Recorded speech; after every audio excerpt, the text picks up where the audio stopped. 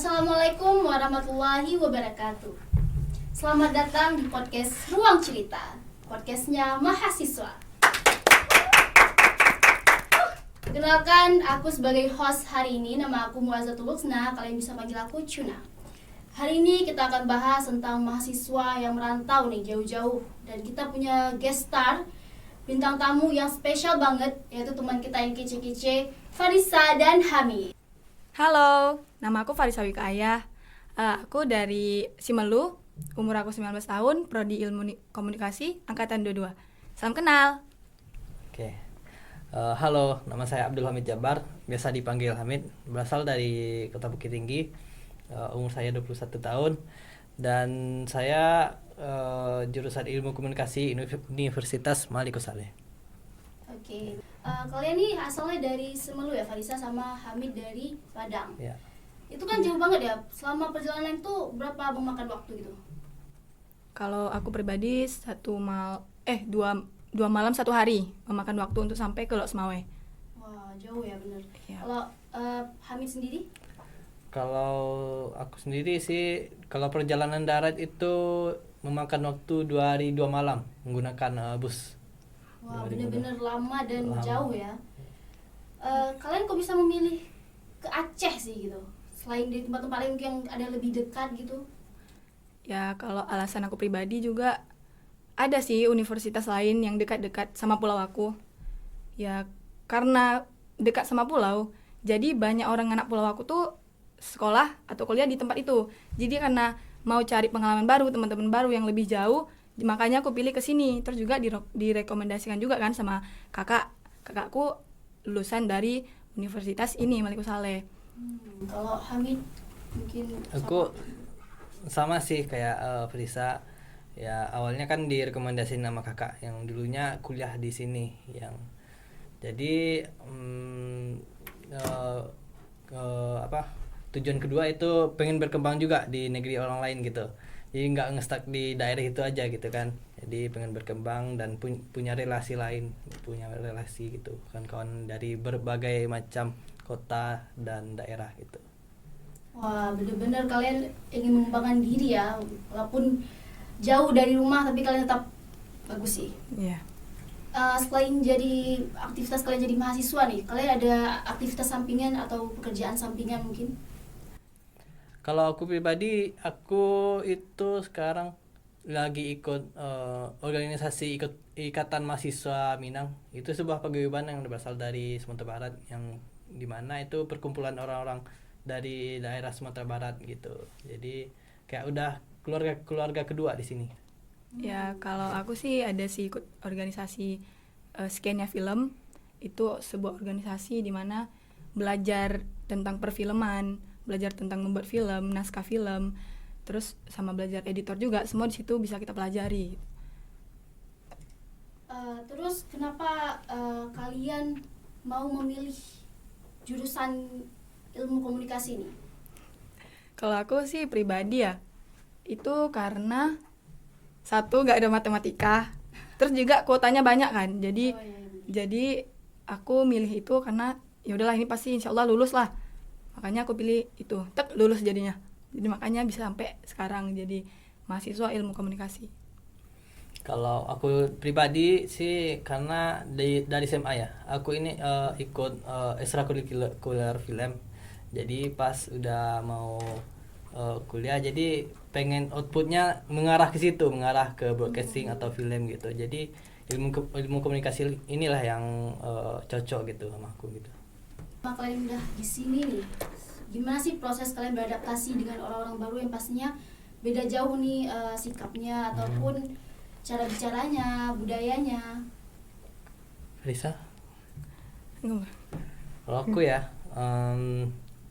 karena di Indonesia nih memiliki banyak daerah atau memiliki banyak bahasa gitu, ya agak aneh juga sih sebenarnya, kayak apa sih yang diomongin orang gitu, yang diomongin orang Aceh atau apa gitu. Jadi kayak merasa apa ya,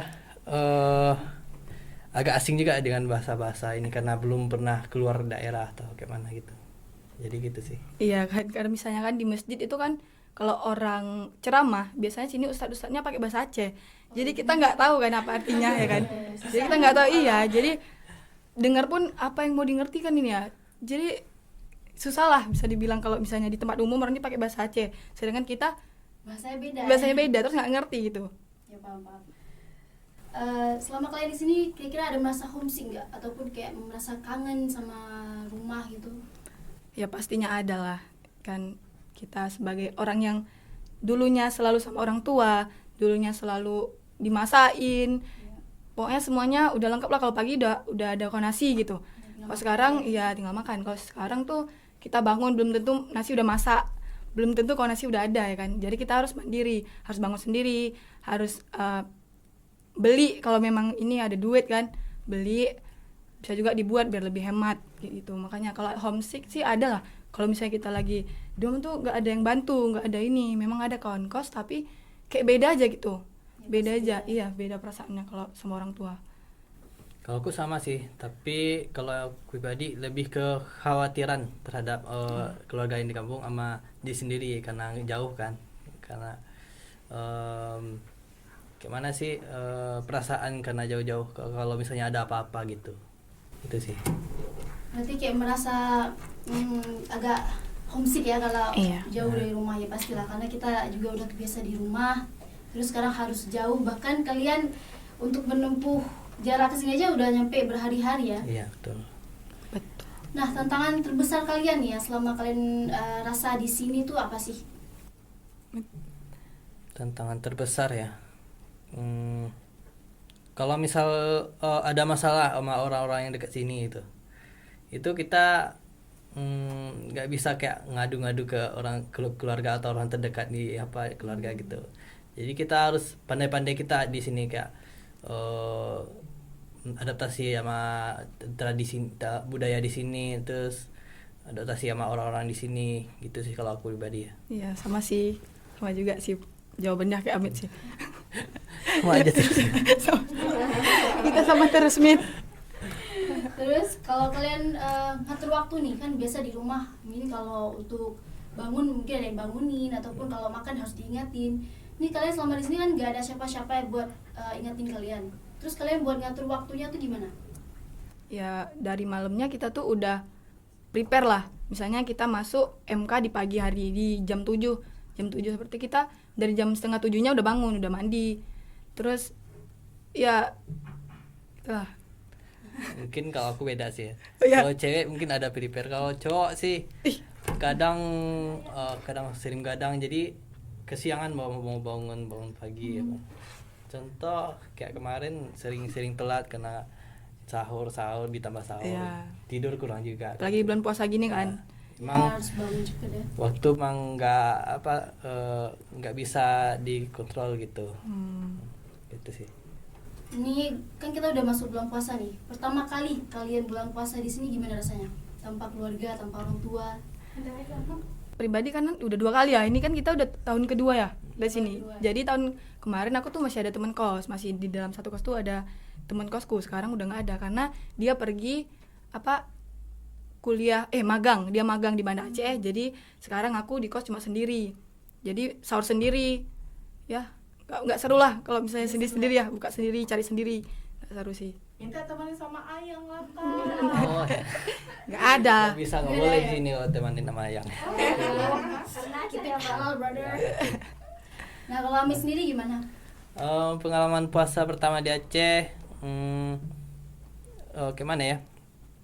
Nggak culture shock juga karena awal-awal pas masuk tarawih ya, gitu, itu orang jualan nggak ada tuh, nggak ada jualan, pada tutup semua, jadi kayak sepi, berasa sepi, kayak ditambah kita jauh dari keluarga gitu. Berarti kalau di Padang, kalau tarawih itu gede-gede masih buka ya? Masih Toko-toko masih buka gitu. Kalau di Simalu gimana Fadisa? Simalu sama sih, kayak ini kan ya Simalu memang Aceh juga tapi jauh dari sini kan, nyebrang lagi. Ya sama aja sih sebenarnya, kalau lagi tarawih tuh tutup. Kalau jam-jam siang lah itu nggak buka gede-gede. Udah sore barulah semuanya keluar untuk jualan takjil. Kami pun beli takjil ya sore-sore gitu. Terus kan pasti ada beda taste gitu dari orang Padang, dari orang Semeru. Gimana perasaan kalian udah rasa makanan di sini nih? Apakah sesuai dengan lidah kalian? Ya aku ya. Bisa, ayo, Ya, silakan. kalau aku sih karena kami di sana ya makanan itu nggak manis, di sini tuh kayaknya dikasih gula lagi kan. Iya, dikasih gula. Jadi awal-awal pertama kayak kok manis nih, nggak enak makannya, maksudnya nggak biasa kan lidah kita karena nggak biasa pakai gula. Terus pas makannya nggak enak, terus ya udahlah mungkin makin lama udah lama juga sini kan, makin terbiasa. Jadi mungkin udah bisa dipilih-pilih nih warung yang mana nih yang cocok sama lidah Udah gitu kan. tanda. Iya, udah tanda. Kalau aku pribadi, ini boleh buka-bukaan aja tentang. Buka-bukaan aja. Oke.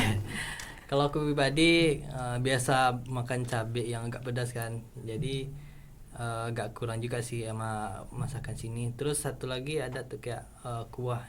Kalau aku biasa di kampung tuh kuahnya tuh santannya pekat nggak pekat gitu, Oh, Jadi kental gitu. kental gitu. Jadi itu sih perbedaan masakannya. Kalau mungkin cuaca di sini gimana menurut kalian? Soalnya aku sendiri nih sebagai orang Aceh, udah lama tinggal di Aceh. Cuaca di Aceh tuh bener-bener kayak gersang, kering, betul panas gitu. Ya panas ya. Panas. Ya kami di sana mungkin nggak terlalu sepanas ini ya. Ini panas sekali sih. Kalau aku ya, kalau dari adaptasi dari kampung ke sini gitu, misalnya baru nyampe sini, itu adaptasi sini itu butuh waktu apa? 2 minggu dulu. Biasanya dalam 2 minggu tuh demam. Karena biasanya kamu dingin, pas nyampe sini itu agak terkejut Iya, juga panas, kan, terkejut ya. panas. Jadi biasanya demam sih gitu. Aku juga sebagai orang Aceh juga kadang nggak bisa ngatasin cuaca yang di Aceh sering pancaroba. Jadi yang kadang imun aku tuh juga turun, jadi demam, sakit gitu. Nah, selama ini kalian kan udah 2 tahun ya di sini, pasti udah merasakan berbagai keberagaman budaya kayak mak megang ataupun pas waktu hari raya Idul Fitri dan acara-acara kebudayaan lainnya. Selama di sini acara kebudayaan apa sih yang menurut kalian tuh benar-benar unik dan meninggalkan kesan besar di diri kalian gitu? Parisa duluan. Ya aku kalau tahun kemarin ya, jadi nggak di sini hari rayanya di Banda Aceh. Oh, di Banda. Iya di Banda Aceh. Kalau di Banda Aceh tuh karena kemarin COVID, jadi pawai-pawai kayak takbiran tuh nggak diadakan. Baru tahun kemarin ada diadakan gitu pawai-pawai kayak apa sih masjid-masjid gitu, iya, bener-bener. ya gitu kan. Terus itu keren sih menurut aku. Kalau di Los Mawai kayaknya nggak ada sih, ya kan? Di Los Mawai nggak ada. Kalau di Los Maya agak kurang sih kalau Iya, apa gitu. iya di Los Mawai terlalu ini dilarang mungkin. Kami di sana. Ini. Kalau aku sih yang aku alamin baru kemarin ya, bapak aku kan meninggal. Jadi kalau orang meninggal sini kan aku lihat biasanya baru satu hari ya, itu makan ya kalau. Terus ada doa gitu. Kalau biasa kami di kampung nggak ada kayak makan gitu. Agak kultur juga sih sama budaya sini gitu. Boleh diceritain gimana kalau misalnya kebudayaan di Padang tuh gimana sih kalau emang ada orang meninggal? Kalau megang atau gimana nih? Yang misalnya orang meninggal tadi. Oh, meninggal. Kalau di Padang sendiri kayak kalau meninggal tuh dia kayak apa ya? Dia nggak ada kayak makan gitu. Paling udah 7 hari baru kayak makan atau apa gitu. Doa gitu kan. Kalau di situ kayak cukup orang meninggal, cukup orang datang gitu aja sih. Oh, berarti Nggak nggak ada makan-makan di rumah ya? Enggak, karena kalau menurut kami sih kak memberatkan kepada keluarga yang Iya, ditinggalkan.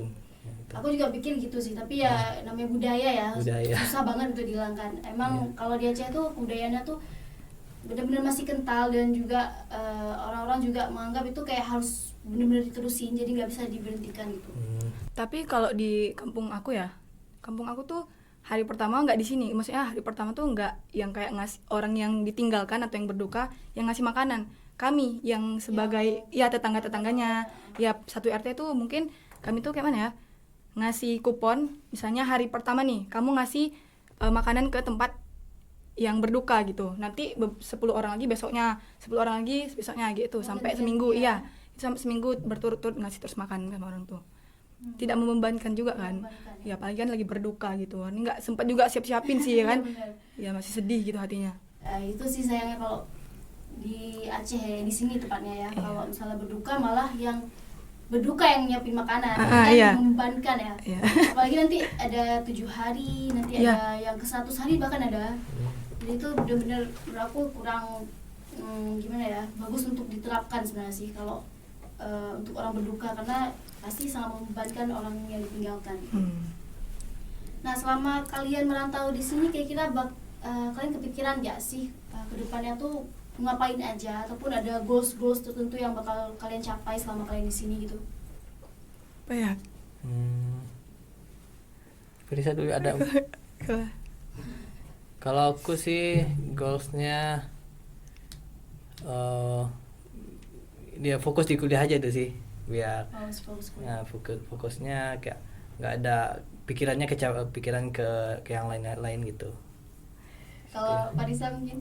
Iya, sama sih itu juga. Fokus kuliah, fokus ngasah ke keahlian gitu. Ada kepikiran buat masalah percintaan mungkin? Kalau aku pribadi enggak sih, karena tujuanku bahagiain orang tua dulu. Kalau Parisa mungkin? Ya belum ada sih, kita juga fokus dulu kuliah kan. Nanti takutnya kalau Niru. iya, takutnya kalau misalnya kita udah ada fokus yang lain, kita nggak fokus lagi ke kuliah kita gitu. Pasti ada imbasnya lah. Bener. Tapi kadang-kadang ada pemikiran orang yang kayak kalau ada pasangan tuh bakal bikin semangat gitu, kayak bangun pagi ada yang bangunin, tidur ada yang temenin. Ya itu mungkin berlangsung selama 3 bulan 4 bulan. Oh gitu. Selebihnya itu nanti skripsi nggak dibuat gara-gara galau kan, mikirin itu juga, mikirin ceweknya gitu, cowoknya itu sih. Nah, selama kalian di sini kira-kira ada nggak sih pengalaman yang bikin kalian sedih ataupun kayak kalian kecewa gitu selama kalian nyampe di Aceh, di Losmawe ini? Kalau aku sih nggak ada ya, karena aku juga orangnya cepat berbaur, cepat bersosialisasi, cepat dapat temen lah gitu. Jadi menurut aku di sini nggak ada sedih-sedihnya sih, tapi awal-awal ada. Mungkin awal-awalnya tuh mungkin karena pergi jauh dari orang tua aja, Ya, itu sih. merasa homesick. Iya itu. Selebihnya ada bahagia, aku senang, happy. Aku yang ke belakang ini nggak ada sih, alhamdulillah nggak ada. Ya untuk kedepannya pun Belum tahu ya. semoga. Kalau untuk suasana di kuliah di Aceh ini nggak ada mengecewakan sih, nggak, karena udah di spill sebelumnya kayak mana Iya. gitu kan, jadi tidak terlalu berharap tinggi gitu. Jadi udah kayak expect-nya udah sesuai karena udah tahu sesuai. sebelumnya. Iya. Nah, terus kalian selama di sini nih, kalian ada mencari kayak bukan dukungan sosial gimana ya? Kayak backup gitu biar terus untuk tetap semangat, biar bisa mendapat relasi gitu. Teman-teman sih, ya kan? Iya, Teman-teman tuh sangat gimana ya, membantu kali sih. Membantu kita buat tetap semangat, apalagi kawan-kawannya tetap positif juga kan tentang kuliah. Enggak yang kayak cuma main-main aja gitu. Memang betul-betul kita kuliah hari ini, kalian bangun cepat ya gitu. Atau enggak ditelepon Saling pagi-pagi. dukung ya, Iya, saling dukung gitu. ingetin ya. Ya saling ingetin. Itu sih. Kalau kalian selama merantau ini ada mempengaruhi sih nggak sih jalan karir kalian, ataupun sebelumnya kalian pingin menjadi ini tapi setelah merantau malah berubah jadi gini gitu? Banyak sih, dari sebelum merantau kayak angan-angannya terlalu tinggi buat diri sendiri gitu. Jadi aku bakalan rajin, aku bakalan gini. Oke, selanjutnya kalian selama di sini udah pernah merasakan nggak mungkin ada tetangga yang julid ataupun orang-orang tua atau orang kampung yang biasa kami sebutnya orang-orang kampung yang banyak ngelarang ataupun nggak bolehin ini, nggak bolehin itu gitu? Kalau aku ya ngekos di Blangpulo, itu menurut aku yang paling ketat lah menurut aku. Ketat ya? Ketat ininya peraturannya. Sama ibu kos atau gimana? Iya, ibu kos juga ya. Mungkin ya itulah karena peraturan di Aceh lumayan ketat, jadi Iya. untuk jaga-jaga ibu kosnya juga lebih memperketat lagi Iya. peraturan buat kalian yang ngekos gitu ya. Iya, kita pun kalau pulang udah malam ya, udah agak malam itu langsung dikunci, betul-betul nggak dikasih masuk lagi gitu. Iya, betul, benar dikunci gitu. Jadi kalau misalnya pulang telat sedikit, kalian tidur di mana gitu? Tempat kawan lah paling, tempat kawan. bisa tidur nginep nggak, malam ini aku kena kunci nih. Ya boleh katanya, ya udahlah situ sampai paginya baru balik lagi gitu. Terus diceramahin juga sih sebenarnya. Bener-bener menjaga berarti Iya. ibu kosnya. Bagus. Kalau kami yang cowok sih nggak ada sih, kalau dari ibu kos atau tetangga itu dia nggak ngelarang, nggak ada. Cuman dari kami pribadinya itu harus kayak mana sih kami menyesuaikan dengan keadaan di sekitar supaya orang pada di tetangga tuh pada nggak keganggu kan. Jadi penyesuaian dari diri kami sih kayak gitu sih. Kalau untuk Hamid sendiri jam batasan pulangnya tuh jam berapa gitu? Oh, kalau jam batasan pulang sih nggak ada di, soalnya kan cowok kan bebas aja jam berapa pulang gitu. Keluyuran tengah malam gitu. Boleh aja sih. Bebas aja ya. Bebas Kalau aja. Farisa gimana? Yang penting dari kami itu ya jangan berisik, jangan ganggu orang apa yang lagi tenang, lagi tidur gitu aja sih. Kalau di kos aku sih itu batasnya seharusnya ya jam 10, maksimalnya jam 11 gitu. Itu memang udah betul-betul harus di kos. Makanya langsung dikunci, pagar pun langsung dikunci dan nggak bisa masuk lagi gitu. Nanti kalau misalnya kalian butuh begadang nih untuk buat tugas ataupun ada kegiatan di kampus, mungkin ada organisasi di kampus, berarti kalian benar-benar nggak bisa masuk lagi gitu kalau udah lewat dari jam batas gitu. Bisa sih sebenarnya kalau misalnya ada temen yang bisa mau bukain pintu kita, tapi nggak enak juga sama ibu kosnya kan, apalagi kayak aku satu rumah sama ibu kosnya, jadi ibunya nampak dan tahulah kita pulangnya jam berapa gitu. Nggak enak bangun dia kan juga. Berarti emang harus sesuai jadwal ya gitu, Iya. agak strict. Kalau untuk biaya hidup di sini termasuk mahal apa murah sih menurut kalian? Kalau aku pribadi, kalau dia tengok kawan-kawan aku yang kuliah di Padang atau di Jawa gitu, ini udah termasuk murah sih. Kalau di Padang misalnya makanannya mungkin di atas 10 ribuan lah gitu, mungkin 15 gitu lah. Jadi murah sih. Murah. Iya sih murah menurut aku. Ya walaupun Simelu tetap Aceh sih, tetap murahan sini menurut aku, karena kan mungkin di sana nyebrang lagi bawa barang-barangnya ya.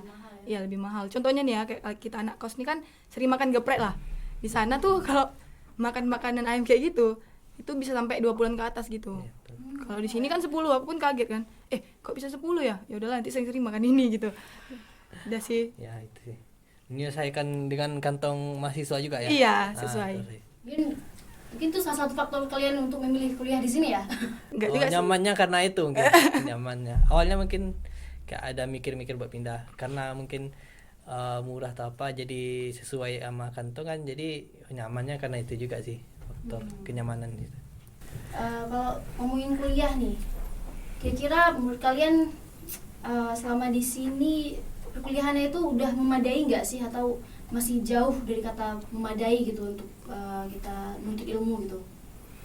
Kalau untuk memadai sekarang udah banyak sih perkembangan memadainya, kayak pembangunannya, infrastrukturnya udah banyak kali majunya. Contoh yang baru itu ada gedung FISIP yang baru siap dibangun ya. Nah, dan ini nih yang studio ini baru dipakai buat broadcasting di mata kuliah broadcasting. Itu sih banyak perkembangan dari Nimal. Ya, tepuk tangan buat Nimal. Nimal tercinta. Minimal hebat. Nimal hebat. Kalau Farisa sendiri gimana merasakan fasilitas kita nih? Mungkin udah meningkat ataupun masih jauh dari ekspektasi Farisa mungkin? Ya menurut aku sih yang salah satu yang aku sayangkan ya masalah AC di dalam kelas sih. Kemarin kan semester 1 kita masih pakai AC tuh. Semester 2 udah mulai masih ada ya. Semester 3 yang nggak ada lagi. Semester 3 diganti sama kipas angin ya. Kipas angin ya. Itu menurut aku apa ya? Masih panas gitu, masih panas, apalagi udara di sini panas sekali. Kalau udah panas sekali kayak gini, jadi kalau cuma sebatas kipas aja nggak apa? Gerah. Iya, tetap gerah gitu, tetap gerah. Iya. Nggak dingin kita jadinya. Jadi pun mungkin belajar gara-gara kita kepanasan nggak fokus gitu. Iya benar. Iya. Selama kalian di sini kira-kira ada batasan baju nggak sih? Misalnya kalau di tempat asal kalian tuh boleh pakai celana buat kuliah ataupun boleh pakai pakaian yang agak lumayan terbuka gitu buat kuliah. Aku awal kesini ya, aku mikir, aku tuh ambil semua celana untuk bawa ke sini.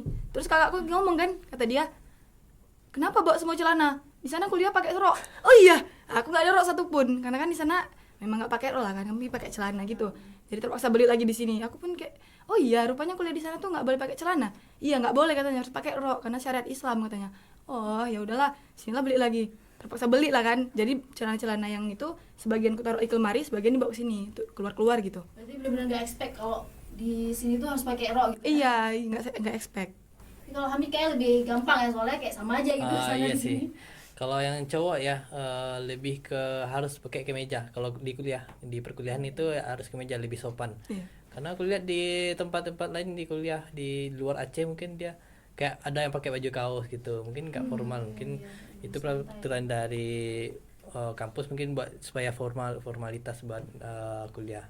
Nah, kalau untuk di kegiatan sehari-hari sih mungkin aku kalau biasa di kampung sering pakai celana pendek gitu, celana yang di atas lutut mungkin gitu kan. Di sini nggak boleh, Iya, nggak boleh. Kalau yang cowok tuh harus Dilarang. pakai celana panjang gitu, karena masih aurat kan di lutut itu sih. Aku. Berarti benar-benar kalian gak sesuai sama ekspektasi ataupun kayak jauh dari pemikiran kalian bahwa kalau di Aceh tuh pakainya ya biasa aja gitu, nggak harus yang benar-benar stretch menutup banget gitu ya.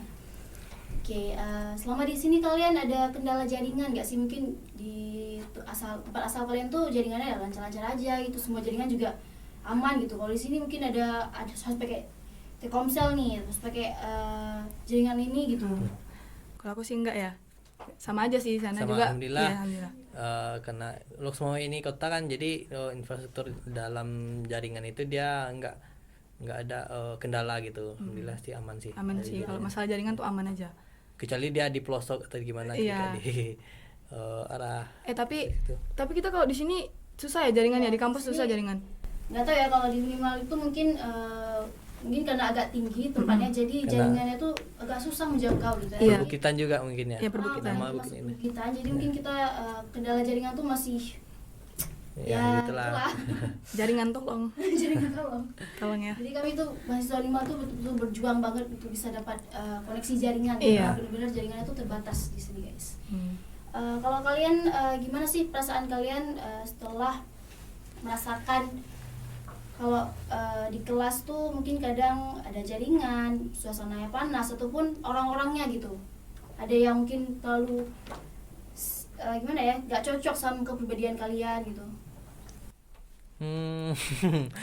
Kalau di kelas sih banyak ini sih. Banyak yang minta hotspot karena Hotspot. hotspot. Ya, hotspot masuk aku kayak. Soalnya aku selalu emang gak ada jaringan, jadi aku harus minta hotspot. Maaf ya. Apalah, saling membantu. Ya, saling bantu. Hamid pun dapat pahala. Jawaban ya saat ujian, nah itu nggak boleh. Nah kalian selama di sini nih, mungkin kalian bakal expect bahwa harga pokok di sini murah gitu. Tapi kalian bakal expect nggak kalau mungkin di bagian makanan pokok gitu murah, tapi kayak perumahan, air ataupun listrik itu bakal mahal gitu. Enggak sih. Enggak sih, kalau aku tengok dari tempat daerah lain, kampus lain ya, ini udah paling murah sih. Iya. Ya. Iya, berarti. Kalau di kosnya, kalau tempat-tempat lain tuh bisa satu kos satu bulan itu 500 Iya. atau berapaan gitu. Ya, ini udah Termasuk lebih murah ya? Murah. Kalau misalnya hal-hal kebudayaan ataupun perayaan gitu, kira-kira di sini ada nggak hal yang ingin kalian adain ataupun sebenarnya kalian pingin yang di kampung kalian tuh ada di sini tapi nggak bisa gitu? Apa ya? Mungkin kalau aku sih kayak di Ramadan mungkin ada pawai takbiran mungkin ada nggak? Takbiran. Pawai gitu ada nggak? Kalau itu sih malam Malam Malam takbiran. ya? Oh, mungkin kami nggak jumpa mungkin karena udah pulang kampung gitu. Iya. Oh iya benar. Iya sih. Apa ya? Itu sih kurang tahu juga karena ada nggak Farisa yang Pada sendiri ada nggak? Enggak ada sih. Nggak ada. Berarti kayak sama gitu ya perayaan. Sama Iya, aja. sama aja. Mirip ya. Kalau di sana ada memegang nggak? Di sana ada.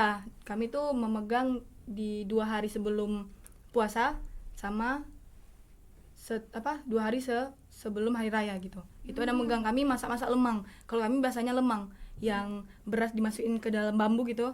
Itu namanya lemang kami.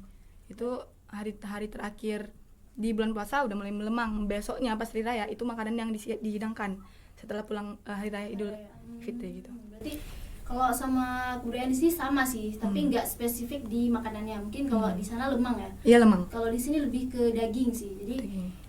kita kalau udah megang tuh udah sibuk cari daging ayam, tapi lebih ke daging sapi sih. Gitu. Kalau di daerah Hamid sendiri gimana? Kalau megang di kampungku nggak ada, tapi ini megang nih hal yang unik ya, karena megang tuh bagaimana orang Aceh tuh menyambut Ramadan gitu kan.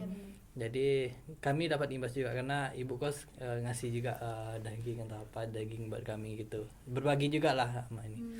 Nah kalau dari tradisi dari Sumatera Barat sendiri yang buat nyambut Ramadan sih nggak ada, tapi kayak Bali mau namanya, itu semacam membersihkan diri kayak mandi-mandi atau gimana gitu di pemandian di apa gitu sih tradisinya.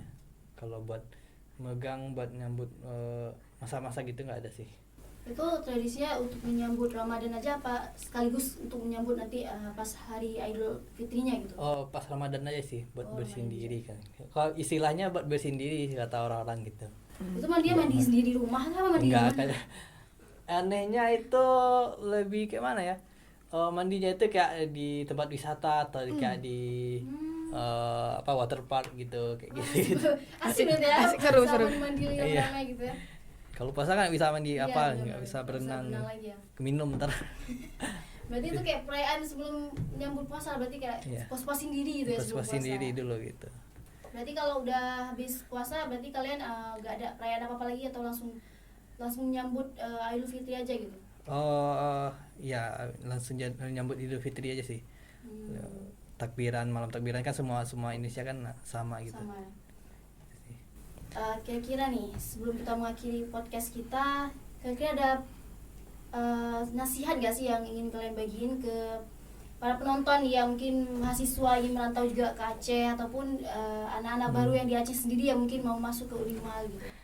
Ya kalau menurut aku sih ya, kalau kalian yang mau mendaftar atau masih bingung nih, aku mau kuliah kemana ya, mungkin salah satunya ke Aceh sih. Kalian harus rasakan kayak mana di Aceh tuh culture-nya, kita harus belajar juga. Banyak belajar sih dari sini ya, aku banyak belajar.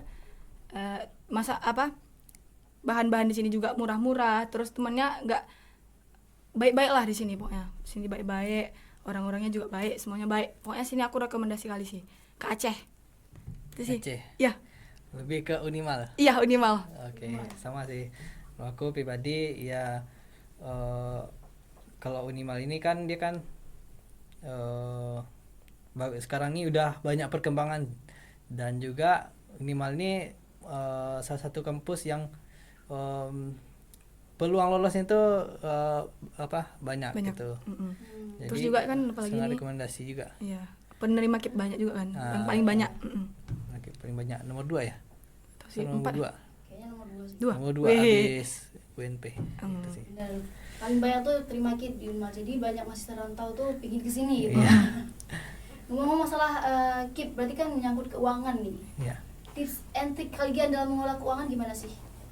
Jangan sering nongkrong. Oh, iya. Jangan sering nongkrong ya guys ya. Jangan sering. Hai, jangan sering Iya, nongkrong. jangan sering nongkrong. nongkrong. Tidak dianjurkan. Kecuali dia yang rumahnya di sini. Kecuali dia juga latar belakangnya juga orang kaya gitu. Kecuali kerja juga. Ya kerja. Kerja Betul. sampingan mungkin ya. Iya. Itu Kan sih. payah kalau minta teruskan untuk mak minta jajan, rupanya untuk nongkrong. Wah. Iya kan susah kan. Aduh. Itu sangat tidak Tidak bagus ya. Tidak baik contoh ya. Iya, tidak boleh. Nah, kita udah di penghujung nih. Makasih banyak udah datang di podcast kita. Dan Iya. buat kalian mahasiswa-mahasiswa yang ingin rantau ke Aceh, aku sangat rekomendasi seperti yang udah kalian dengar dari teman-teman kita Farisa dan juga Hamid. Merantau di Aceh tuh bener-bener gak sehektik yang kalian pikir. Kosnya murah, makanannya murah. Mungkin kondisi udaranya kurang yang gak panas gitu ya. Tapi selain dari itu semuanya aman kan. Maksudnya Aman. gak ada yang bikin kalian tuh terkaget-kaget banget gitu. Jadi aku rekomendasi kalian buat kos, maksud aku merantau di Aceh. Apalagi buat kalian yang mau melanjutkan studi, bagusnya sih Universitas Maliku Saleh karena Unimal hebat. Nah itu aja sih dari aku, makasih banyak Farisa dan juga Hamid sebagai Sama-sama. bintang tamu hari ini, dan juga terima kasih buat kalian semua yang udah nonton. Jangan lupa like, subscribe, dan komen. Aku Muazzatul Husna pamit undur diri jadi host di Ruang Cerita. Dadah. Dadah.